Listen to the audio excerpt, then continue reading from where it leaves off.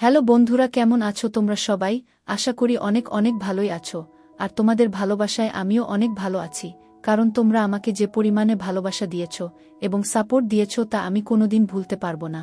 তাই তোমাদেরকে মজা দেওয়ার জন্য আবারও একটি নতুন গল্প নিয়ে হাজির হলাম। গল্পটি শোনার মতো, আশা করি তোমাদের দাঁড়িয়ে যাবে এবং তোমরা হাতের কাজ করতে সবাই হেডফোন নিয়ে বসে যাও। যদি আমার গল্প শুনে মজা পাও তাহলে অবশ্যই আমার চ্যানেলটি সাবস্ক্রাইব করবে। তো চলো বন্ধুরা, আমরা কথা না বাড়িয়ে আসল গল্পে চলে আই। আমার স্বামী রোজ রাতে আমাকে পাত্তা না দিয়ে আমার স্বামীর বড় ভাইয়ের বুয়ের ঘরে চলে যেত। আমার স্বামী তার বড় ভাইয়ের বুয়ের ঘরে যাওয়ার পর থেকে দিদির কান্নার আওয়াজ শোনা যেত। আমি অনেক অনেক জিজ্ঞাসা করার পরও আমার স্বামী আমাকে কিছুই বলতো না, আর আমার স্বামীর বড় ভাইয়ের বুয়ের সাথে সাথে থাকত। একদিন আমি তার ঘরে লুকিয়ে দেখি যে তারা দুইজন তো। আমার নাম রুমনা। আমি অনেক ছোট একটা ধনী পরিবারের মেয়ে ছিলাম না। আমার বাবা একটা ছোট্ট চাকরি করে আমার আর আমার বড় ভাইয়ের লালন পালন করত। আসলে আমাদের ছোটবেলায় আমাদের মা আমাদের ছেড়ে চলে গেছিল। তারপর থেকে আজ অবধি আমাদের বাবাই আমাদের দেখাশোনা করেছেন। আমরা দুই ভাই বোন অনেক বেশি পড়াশোনা করতে পারিনি, কারণ আমাদের বাবার কাছে এত পয়সা ছিল না যে আমাদের বেশি দূর পর্যন্ত পড়াশোনা করাতে পারে। কিন্তু ক্লাস 12 পর্যন্ত আমি গ্রামের স্কুলে পড়েছিলাম। তারপর আমি ঘর সামলাতে থাকি আর আমার বড় ভাই সুরেশও একটা বেসরকারি চাকরি করত। আর দিন চলে যেত মোটামুটিভাবে। ভাইয়ের উপার্জনের ফলে আমার বাবারও কিছুটা সাহায্য হয়ে যেত। আসলে বাবার উপার্জন এতটা কম ছিল যে সেই পয়সায় ঠিক করে আমাদের সংসার চলত না। কিন্তু যবে থেকে আমার ভাই উপার্জন করতে শুরু করেছে তবে থেকেই আমাদের ভালোভাবে সংসার চলতে শুরু করে। তারপর থেকে আমাদের জীবনে ভালো দিন আসতে শুরু করে, কারণ ভাইয়ের উপার্জিত টাকার পরিমাণ অনেকটাই বেশি ছিল। কিন্তু সমস্যা একটাই ছিল যে সে একটু বেশি রাগী ছিল আর খারাপ কাজে পড়ে গেছিল। প্রায় দিনই আমাদের বাড়িতে নানা রকমের লোক আসত, কিন্তু আমার বাবার কিছুই করার ছিল না, কারণ আমরা তাকে অনেক বোঝানোর চেষ্টা করেছিলাম কিন্তু সে বোঝার মানুষ ছিল না। এই জন্য আমরা এটা ভেবে ভেবে অস্থির হয়ে যাচ্ছিলাম যে কিভাবে তাকে বোঝানো যায়। ঠিক তখন একদিন আমার মামা আসে আমাদের বাড়িতে। তখন সে বলে আমাদের তার বিয়ে দিয়ে দেওয়া উচিত, তাহলে সে একদম ঠিক হয়ে যাবে। আমাদের তার কথা ঠিক বলে মনে হয়। তার বিয়ে দিলে হয়তো তার ব্যবহারে পরিবর্তন আসবে, হয়তো সে এইসব ভুল জিনিস থেকে বেরিয়ে আসতে পারবে। এই সব কিছু ভেবে আমার বাবা আমার মামাকে বলে যে একটা ভালো পাত্র খুঁজে দাও যাতে আমার ঘরে খুশি আসে আর তার এই রকম ব্যবহার থেকে আমরা মুক্তি পেতে পারি। মামা অনেক চেষ্টা করে একটা পাত্র খুঁজে বলে যে পাত্রটা অনেক ভালো, মেয়ে অনেক ভদ্র, মেয়েটা অনেক বেশি দূর পর্যন্ত পড়াশোনা করেনি, কিন্তু সে তোমার সংসার অনেক ভালো করে সামলাতে পারবে। সেই জন্য আমার বাবা বলেন আমাদের কোনো জিনিসের দরকার নেই, শুধু সেই মেয়েটা ভালো হলেই হবে, যাতে সে আমার ছেলের আর আমার সংসারটাকে সামলে নিতে পারে। তখন মামা বলে আমরা রুমনার বিয়েটা ঠিক করে দিই, কারণ তোমার তো সেই রকম জমানো টাকা নেই যে বারবার খরচা করতে পারবে। দুই জনের বিয়ে একসাথে হয়ে গেলে বিয়ের খরচও একসাথে শেষ হয়ে যাবে। বাবা বলে যে না, এখনো রুমনার সেই বয়স হয়নি যে সে বিয়ে করে বৈবাহিক জীবন সামলাতে পারে। সেই জন্য আমি কিছুদিন পরে রুমনার বিয়ে দেব। আর রইল বাকি সুরেশের কথা, নেহাত সে খারাপ কাজে পড়ে গেছে, সেই জন্য তাকে বিয়ে দিতে বাধ্য হচ্ছি। তাছাড়া ছেলে মেয়ের মধ্যে অনেক পার্থক্য হয়। ছেলেদের তো ঘর সামলাতে হয় না, উল্টে তার দেখাশোনা করার জন্য একটা মেয়ে চলে আসে। কিন্তু এই মুহূর্তে যদি আমি আমার মেয়ের বিয়ে দিয়ে দিই তবে সে হাজারো সমস্যার মধ্যে পড়ে যাবে। না জানি শ্বশুরবাড়ির ভিতরে তাকে কি কি করতে হবে। সেই জন্য কিছু সময় পরে আমি রুমনার বিয়ে দেব, এখন না। সব শুনে মামা বলে কোনো সমস্যা না, যেমন তোমার ইচ্ছা। যাই হোক, এই সব ভেবে আমরা ভাইয়ের জন্য বিয়ের পাত্র দেখে অনেক ধুমধাম করে ভাইয়ের বিয়ে দিয়ে দিই। আমার বড় ভাইয়ের বিয়ের পর তো যেন আমাদের বাড়িটা অনেক সুন্দর হয়ে গিয়েছিল, কারণ বৌদি আসার পরে আমার ভাই সব খারাপ কাজ করা বন্ধ করে দেয়। সে খারাপ কাজ করার পাশাপাশি সব খারাপ কাজ করা ছেড়ে দেয়, আর সে অনেক মন দিয়ে নিজের কাজকর্ম করতে শুরু করে এবং সব বাড়ির দায়িত্ব পালন করতে শুরু করে। ভাই আমার বাবাকেও কাজে যেতে বারণ করে দেয় আর বলে এখন আমি উপার্জন করি, তোমার এত ছোটখাটো চাকরি করতে হবে না। এখন বাবা সারাদিন বাড়িতে বসে আরাম করে, বৌদি তার সেবা করে, আর ভাই মন দিয়ে চাকরি করে পয়সা উপার্জন করতে শুরু করে, যার জন্য আমাদের সংসার অনেক ভালোভাবে চলে যেতে থাকে। পাশাপাশি আমাদের টাকাও জমতে শুরু করে। এখন আমাদের সুখের দিন ছিল। এভাবেই দিনগুলো পার হতে থাকে। আস্তে আস্তে আমার আর বৌদির মধ্যে এত ভালো সম্পর্ক তৈরি হয়ে যায় যে আমরা বৌদি আর আমি কম একে অপরের বোন বেশি ছিলাম। আমি সব কথা আমার বৌদিকে বলতাম আর বৌদি আমাকে নিজের সব থেকে ভালো বন্ধু মনে করত। সে তার নিজের সব ছোট বড় কথা আমাকে বলত। আর সে বলত, তুমি তো আমার নিজের ছোট বোনের মতো। আমার আর বৌদির এত ভালো সম্পর্ক দেখে বাবা আর ভাই অনেক খুশি হতো। হয়তো আমার বৌদি আমার বাবা ভাইয়ের এত ভালোবাসা পেয়ে সে তার বাবার বাড়িতেও যেতে চাইত না। আমি মাঝে মাঝে ভাবতাম, এ কেমন মেয়ে যে বাবার বাড়ি থাকার চেয়ে বেশি শ্বশুর বাড়িতে থাকতে পছন্দ করে। হ্যাঁ, এটাই আমার বৌদি ছিল। সে এই রকমই। হয়তো সে এখানে বাবার বাড়ির থেকে বেশি ভালোবাসা পেত। সেই জন্য সে তার বাবার বাড়িতে যেতে চাইত না। তাছাড়া তার সাথে এরকম ব্যবহার করতে আমারও ভালো মনে হতো। আর তাছাড়া আমার বাবা আমাদের সবসময় বোঝাত যে যেমন কর্ম করবে সে রকমই ফল পাবে। আর যদি আমি আমার বৌদির সাথে ভালো ব্যবহার করি তাহলে পরবর্তীকালে আমিও শ্বশুর বাড়ি গিয়ে ভালোভাবে থাকতে পারব। এইভাবেই আমি সবার সাথে মিলেমিশে থাকি। এখন আমার মামা আবার আমাদের বাড়িতে এসে বলে, এখন তো আর কোনো সমস্যা নেই। এখন তো সুরেশের বিয়ে হয়েছে, অনেক দিন হয়ে গেল। এখন আমাদের রুমনার জন্য পাত্র দেখা উচিত, কারণ এখন রুমনার বিয়ের বয়স হয়ে গেছে। তখন আমার বাবা বলে, এখন আমার রুমনার বিয়ে দিতে কোনো অসুবিধা নেই, কারণ আমার ছেলে ঘর সামলে নিয়েছে আর আমার সেবা করার জন্য আমার মেয়ের মতো একটা বুমা এনেছে। এখন রুমনার জন্য কোনো ভালো ছেলে খুঁজতে হবে। তখন বাবা মামাকে বলেন, তোমার কাছে যদি কোনো ভালো পাত্র থাকে তবে তুমি বল। তাছাড়া আমার ছেলের জন্য তো তুমি পাত্র খুঁজে বের করেছিলে, আর পাত্রটা এত ভালো যে আমি আজও তার গুণগান করি। এই জন্য তুমি একটা ভালো পাত্র খুঁজে দাও। তখন মামা বলে, খোঁজার কি দরকার আছে, আমার বন্ধুর ছেলেই তো আছে। তারা 2 ভাই। বাড়িতে মা বাবা 2 জন, ভাই মোট 4 জন থাকে। ছেলে একটা বড় কোম্পানিতে ভালো মাইনের চাকরি করে, আর তার বড় ভাইও একটা ভালো চাকরি করে। আসলে তার বড় ভাইয়ের বিয়ে আগে থেকেই ঠিক হয়ে আছে। এজন্য ছোট ছেলের জন্য পাত্র খোঁজা হচ্ছে। ছোট ছেলের জন্য ভালো মেয়ে খুঁজে পাওয়া গেলে 2 ভাইয়ের একসাথে বিয়ে দিয়ে দেবে। সেজন্য তারা আমাকে পাত্রের জন্য বলেছে।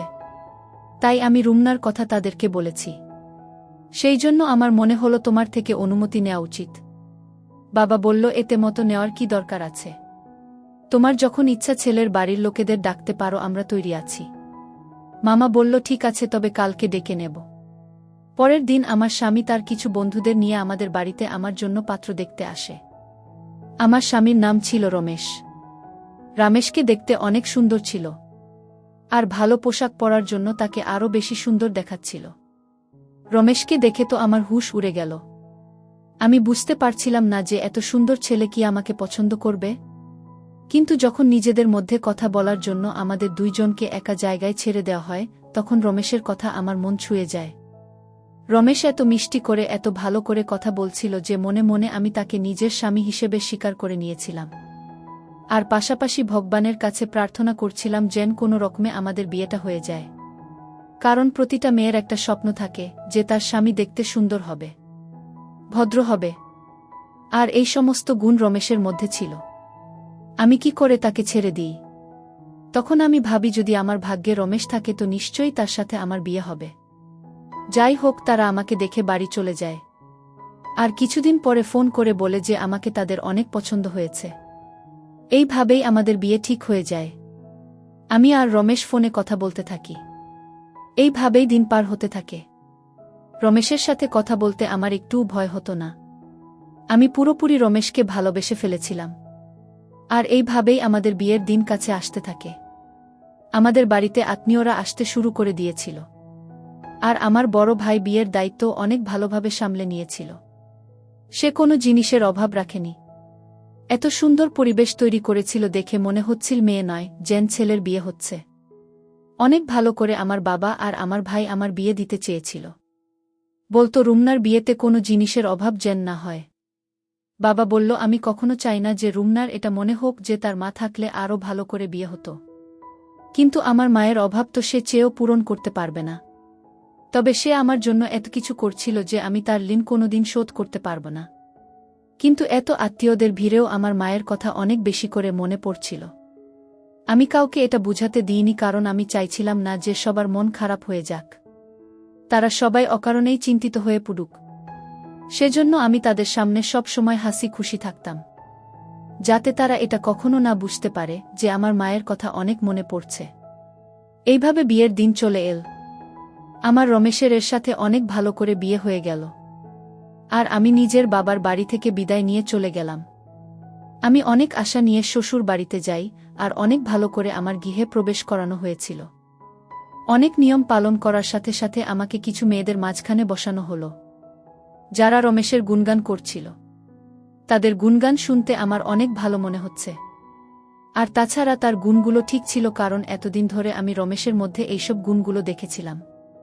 আমি এখন শুধু অধীর আগ্রহে অপেক্ষা করছিলাম কখন রমেশের সাথে সময় পার করব। অনেক অল্প সময়ের মধ্যেই আমাকে রমেশের ঘরে বসিয়ে দেওয়া হয়, আর কিছুক্ষণের মধ্যেই রমেশ ঘরে চলে আসে। তার ঘরে আসার পরে আমরা নিজেদের মধ্যে কিছুক্ষণ কথা বলি, তারপর আমাদের নতুন জীবন শুরু করি। পরের দিন আমি ঘুম থেকে উঠে সবার জন্য খাবার তৈরি করে আমার কাজ করতে থাকি। আমি আমার বড় দিদির সাথে অনেক ভালো মিশে গিয়েছিলাম। আসলে রমেশের বিয়ের দিন তার বড় ভাইয়েরও বিয়ে হয়েছিল। আমাদের দুইজন বুকে একসাথে গৃহপ্রবেশ করানো হয়েছিল, আর আমাদের দুইজনেরই আজকে এই বাড়িতে প্রথম দিন ছিল। আমরা দুইজনে মিলে একসাথে মিষ্টি বানাই আর সবার মন জয় করে নিই। এখন আমি আমার স্বামীর বড় ভাইয়ের বুকে বড়দিদির মতো মানতে শুরু করেছিলাম। আমি তার সেবাও করতাম। আমার বড় দিদিও অনেক খুশি ছিল। আমরা দুইজন বোনের মতোই থাকতাম, আর আমাদের মধ্যে অনেক ভালো সম্পর্ক তৈরি হয়ে গিয়েছিল। আমাদের এত ভালো সম্পর্ক দেখে বাড়ির লোকও অনেক খুশি ছিল। এখন দিনেশও কাজে যেতে শুরু করেছিল। এইভাবে আমাদের অনেক আনন্দে দিন পার হতে থাকে। এখন কে জানত যে এত খুশির মাঝখানে দুঃখের এত বড় পাহাড় ভেঙে পড়বে। একটা অ্যাক্সিডেন্টে আমার স্বামীর বড় ভাই এই পৃথিবী ছেড়ে চলে যায়। আমি তো কিছুই বুঝতে পারছিলাম না যে বাড়ির লোকেদের কি করে সামলাবো, কারণ সব লোক অনেক ভেঙে পড়েছিল। আর কেনই বা পড়বে না, সবেমাত্র বিয়ের 1 মাস হয়েছিল, আর এর মধ্যেই এত ছোট বয়সে আমার বড় দিদি বিধবা হয়ে গিয়েছিল। আমার বড় দিদির উপরে আমার অনেক মায়া হচ্ছিল। আমি কিছুই বুঝতে পারছিলাম না যে আমি কি করে তাকে সামলাবো। আমি কোনো রকমে রমেশকে সামলাই আর বলি, এখন থেকে তোমার বৌদির অনেক খেয়াল রাখতে হবে। আমাদের সেই জন্য কোনোভাবে তার সামনে ভেঙে পড়লে চলবে না। আমাদের সবসময় তাকে ভালো রাখতে হবে। রমেশ আমার কথা বুঝতে পারে, আর আমরা আমার বড় দিদির খেয়াল রাখতে শুরু করি। আস্তে আস্তে সময় পার হতে থাকে, আর আমার স্বামীর বড় ভাইজের এই পৃথিবী থেকে চলে যাওয়ার 1 বছর হয়ে গিয়েছিল।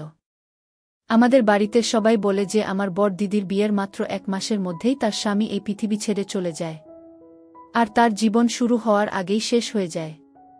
তাই সবাই মিলে ঠিক করে যে আমার বড় দিদির আবার বিয়ে দেবে, যাতে সে তার ভবিষ্যৎ জীবনে সুখী থাকে। বেচারির না কোনো সন্তান ছিল আর না স্বামী, সে একলা কি করে এত বড় জীবন পার করবে। কিন্তু আমার বড় দিদি বলে, আমি যখন থেকে বিয়ে করে এই বাড়িতে এসেছি সেই দিন আমি আমার স্বামীকে কথা দিয়েছিলাম, আর আমি যতদিন বাঁচব এই বাড়ির বউ হয়েই থাকব, আর আমি আমার এই কথা সারা জীবন পালন করব। তাতে আমার কোনো সন্তান থাকুক আর না থাকুক। যখন রমেশের সন্তান হবে তখন আমিও তাকে নিজের সন্তানের মতো আদর করব, ভালোবাসব। আমার বড় দিদির এরকম কথা শুনে আমি অনেক খুশি হই। তখন আমি আর রমেশ একটা প্ল্যান বানাই যে আমরা আমাদের প্রথম সন্তান তাকে দিয়ে দেব। সে যেভাবে ইচ্ছা তাকে মানুষ করবে, আর তার সাথে নিজের সারা জীবন পার করে দিতে পারবে। এই ভেবেই আমরা শান্তিতে থাকি। এই কিছুদিন ধরে আমার সামনে অদ্ভুত অদ্ভুত দৃশ্য আসতে থাকে। আসলে আমার স্বামী আমার কাছে আসতো না। সন্ধে হতেই আমার স্বামী আমার স্বামীর বড় ভাইজের বুয়ের ঘরে চলে যেত, আর আমার স্বামী তার ঘরে যাওয়ার সাথে সাথে আমার স্বামীর বড় ভাইয়ের বুয়ের অনেক আওয়াজ আসত। এমন মনে হতো যেন সে কাঁদছে। আমি এটা কিছুতেই বুঝতে পারতাম না যে রমেশ আমার বড় দিদির ঘরে গিয়ে তার সাথে কি করে। আমাকে এড়িয়ে আমার স্বামী আমার বড় দিদির ঘরে যেতই বা কেন? আমি কিছুটা তো আন্দাজ করতেই পেরেছিলাম যে কি হতে পারে। অফিস থেকে ফিরেই সে বড় দিদির ঘরে চলে যেত, আর সারারাত তার ঘরেই থাকত। আমি যখনই এই ব্যাপারে রমেশের সাথে কোনো কথা বলার চেষ্টা করতাম তখনই রমেশ এড়িয়ে যেত। এখন আমার মধ্যে অন্যরকম চিন্তা আসতে থাকে যে আসলে হচ্ছেটা কি। রমেশ তার বৌদির ঘরে এমন কি করে, আর রমেশের যাওয়ার পর আমার বড় দিদি এত আওয়াজ কেন করে? আমি চেয়েও কিছু বুঝতে পারতাম না। আমি এই ব্যাপারে আমার বড় দিদিকে ওকেও জিজ্ঞাসা করি, কিন্তু সেও কিছু বলে না। আমি বুঝতে পারছিলাম না যে আমি কি করে এদের রহস্য জানতে পারব। আমার এখন সন্দেহ হতে শুরু করে যে নিশ্চয়ই তাদের মধ্যে কিছু একটা চলছে। তা না হলে রমেশ আমাকে কেন এড়িয়ে আমার স্বামীর বড় ভাইয়ের বউয়ের ঘরে যাবে? যদি এমন কিছুই হয়ে থাকে তবে রমেশের উচিত আমার সাথে এসে কথা বলা। কিন্তু রমেশ আমাকে কোনো কিছু বলতে চাইছিল না। তার জন্য আমি একদিন ভাবলাম যে আমিই ঘরের মধ্যে লুকিয়ে যাই, যাতে জানতে পারি আসল রহস্যটা কি। তাহলে কোনটা সত্যি আর কোনটা মিথ্যে প্রমাণ হয়ে যাবে। যদি সত্যি এরকম কোনো কথা থেকে থাকে তবে আমি তাদের নিয়ে সবার সামনে যাব। আমি রোজ রোজ আর এইসব সহ্য করতে পারছিলাম না। এইসব ভেবে একদিন আমি তার ঘরে লুকিয়ে বসে রইলাম। কিছুক্ষণ পর তারা যখন ঘরে এলো তারপর আমি যা দেখলাম সেটা দেখে আমার মনটা কেঁপে উঠল। আমি দেখলাম যে আমার স্বামীর বড় ভাইয়ের বউ আমার স্বামীর বড় ভাইয়ের ছবি হাতে নিয়ে কাঁদছিল। তখন রমেশ তাকে আস্তে আস্তে সামলানোর চেষ্টা করছিল। আমি কিছু বুঝতে না পেরে হঠাৎ ঘরের মধ্যে থেকে বাইরে বেরিয়ে আসি। আমাদের হঠাৎ সেখানে দেখে তারা অবাক হয়ে ওঠে। তখন রমেশ বলে, তুমি এখানে লুকিয়ে কি করছো? তখন আমি বলি, আমি জানতে চাইতাম যে আসলে তোমাদের মধ্যে কি চলছে। তখন রমেশ আমার কথায় রেগে গিয়ে বলল, তুমি সত্যি জানতে চাও তো? তাহলে শোনো, আসলে আমার বড় ভাইয়ের অ্যাক্সিডেন্ট তোমার ভাই করিয়েছে। কারণ সে আমার বৌদিকে অনেক আগে থেকে ভালোবাসতে পছন্দ করত। আর তার সাথে বৌদির বিয়ে না হওয়ায় তার রাগ অনেক সীমায় পৌঁছে যায়। আর যখন আমার বড় ভাইয়ের সাথে বৌদির বিয়ে হলো তখন তোমার ভাই আমার বড় ভাইয়ের অ্যাক্সিডেন্ট করিয়ে দেয়। আর প্রতিদিন আমার বৌদিকে বিরক্ত করতে শুরু করে। যখন রমেশ আমার ভাইয়ের করা সব অন্যায়ের কথা বলে সেগুলো শুনে তো আমি বিশ্বাসই করতে পারছিলাম না। আমি অনেক ভেঙে গিয়েছিলাম। রমেশ আমাকে সামলে বলে, আমরা তোমাকে এই জন্য বলিনি যাতে তুমি কোনো রকম কষ্ট না পাও। আমরা এটা আগে থেকেই জানতাম। আমি রোজ রাতে ওই জন্য বৌদিকে বোঝাতে আসতাম যে কোনোভাবে যেন রুমনা এইসব কথা না জানতে পারে। আর এই ব্যাপারটাকে আমরা যে কোনোভাবে মিটিয়ে নিতে চাইতাম। আমরা চাইতাম যে তোমার ভাই নিজে থেকে বুঝতে পারে, কারণ দুই পরিবারের সম্পর্ক আমি কোনোভাবেই নষ্ট হতে দিতে চাইতাম না। রাগ আমারও হতো, সে আমার বড় ভাইকে শেষ করে ফেলেছিল। কিন্তু আমি তোমার মুখের দিকে তাকিয়ে কোনো কথা বলিনি। যখন এইসব কথা আমার সামনে এলো তখন আমার মনটা কেঁপে উঠল। আমি চেয়েও আমার চোখের পানি আটকাতে পারিনি। আমি তো ভেবেছিলাম যে আমার ভাই ঠিক হয়ে গেছে, কিন্তু সে তো এত বড় কাজ ঘটিয়ে ফেলেছিল। আমি রমেশকে বললাম, তুমি তাকে শাস্তি দেবে কিনা এটা তোমার ব্যাপার, কিন্তু আমি তো তাকে সাজা দিয়ে ছাড়ব। যখন এইসব কথা আমি বাড়িতে জানাই তখন তারা পুলিশকে ফোন করে, আর পুলিশ এসে তাকে গ্রেফতার করে নিয়ে যায়। আমি সৃষ্টিকর্তাকে অশেষ ধন্যবাদ জানাচ্ছিলাম যে তিনি আমাকে এমন একজন স্বামী দিয়েছে যে সব সময় আমাকে বোঝায়, আমাকে সামলে রাখে। আমি তো শুধু শুধু তার উপরে সন্দেহ করছিলাম, কিন্তু সে তো আমার জন্য নিজের বড় ভাইয়ের অপরাধীকেও ছেড়ে দিয়েছিল। আমি রমেশের হাত ধরে তার কাছে ক্ষমা চাই, আর আমার স্বামীর বড় ভাইয়ের বউয়ের কাছেও ক্ষমা চাই। তখন আমার বড় দিদি বলে, যা হবার তা হয়ে গেছে। আমরা তোমাকে কথাগুলো জানাতে চাইনি, সেই জন্য রমেশ আমার ঘরে এসে আমাকে সান্ত্বনা দিত। আমরা চাইছিলাম না যে তোমার কোনো সমস্যা হোক, কারণ যখন তুমি জানবে যে এসবের পিছনে তোমার ভাইয়ের হাত আছে তখন তুমি অনেক দুঃখ পাবে। এটা আমরা অনেক ভালো করেই জানতাম। আমি আমার স্বামীর বড় ভাইয়ের বুকে ধরে কাঁদতে থাকি। তখন রমেশ বলে, তুমি ঘাবড়ে যেও না। আমি রমেশের দিকে তাকিয়ে ভাবতে থাকি, এত ভালো স্বামী যে আমাকে সবসময় সমস্যা থেকে বাঁচায়, আর আমি কি করে তাকে সন্দেহ করলাম। এখন আমার নিজের উপরও লজ্জা পাই। আর আমি রমেশ আর আমার স্বামীর বড় ভাইয়ের বউয়ের চোখের দিকেও তাকাতে পারছিলাম না লজ্জায়। বন্ধুরা, আজকের ভিডিওটা এখানেই শেষ করলাম। অনেক কষ্ট করে ভিডিওটি আপনাদের জন্য বানিয়েছি। যদি ভিডিওটি আপনাদের ভালো লেগে থাকে তাহলে একটা লাইক করবেন এবং চ্যানেলটি অবশ্যই সাবস্ক্রাইব করবেন, এই আশা ব্যক্ত রেখে আপনাদের কাছ থেকে বিদায় নিচ্ছি আমি। দেখা হবে আগামীকালের নতুন কোনো ভিডিওতে। সে পর্যন্ত সবাই ভালো থাকুন, সুস্থ থাকুন। ধন্যবাদ।